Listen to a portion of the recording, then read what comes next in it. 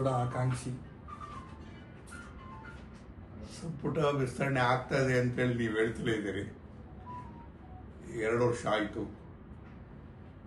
ಈಗ ರಾಜಕೀಯದಲ್ಲಿ ಯಾವ ಸಂದರ್ಭದಲ್ಲಿ ಏನು ಬೇಕಾದ್ರೂ ಆಗ್ಬೋದು, ಅದನ್ನು ಅಲ್ಗಿಳಿಯೋಕ್ಕಾಗೋದಿಲ್ಲ.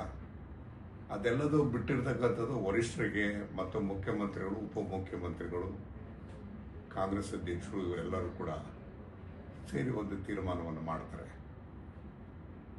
ಅಲ್ಲ, ನೀವು ಕೂಡ ಆಕಾಂಕ್ಷಿ ಆಗಿದ್ರಿ. ಹೌದು, ನಾನು ಮಂತ್ರಿನೂ ಆಗಿದೆ, ಅತ್ಯಂತ ಹಿರಿಯ ಸದಸ್ಯನೂ ಕೂಡ ಆಗಿದ್ದೇನೆ.